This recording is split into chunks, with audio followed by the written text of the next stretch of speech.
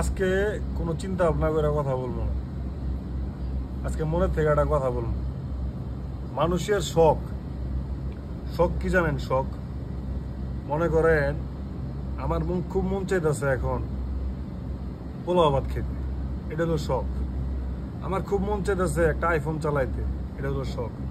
কিন্তু একটা সময় মানুষ তার শখগুলারে মাটি দিয়ে দেয়, মাটি দিয়া যারা প্রবাসে আসে আর কি, যারা বিদেশে থাকে, তারা শখগুলারে মাটি দিয়া সংসারের পিছনে ছুটতে একটা সময় পরে তার যে বয়স চলে গেছে গা, তার যে মনে করেন কোনো আর আকাঙ্ক্ষা নাই, সবগুলারে মাটি দিয়ে ফেলাইছে, সেটা বুঝতে পারে না। কিন্তু এমন একটা সময় আসে তার খুব মন চায় যে না, আজকে আমি গরু মাংস দেওয়া ভাত খাবো। কিন্তু তখন ওই সময়টা আর থাকে না, যে কোনো কারণে, হয়তো তার দাঁত থাকে না, হয়তো তার কাছে টাকা থাকে না। কিন্তু আমাদের কি উচিত জানেন, যারা প্রবাসে আছি, যে আমার এখন মন চাইতেছে ব্রুস্টেড খাইতে, চট করে গিয়ে একটা ব্রুস্টেড দোকানে গিয়ে ব্রুস্টেড খেলাম।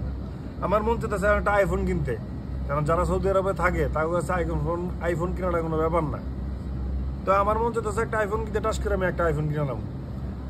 আমি তো আমার সংসারের মানে ফ্যামিলিতে টাকা দিমই, কিন্তু তাই বলে কিন্তু আমার শখ আহ্লাদ আমি মাটি দিতে পারি না, কারণ আমার শখগুলা আমারই পূরণ করতে হবে, আপনি করবেন না।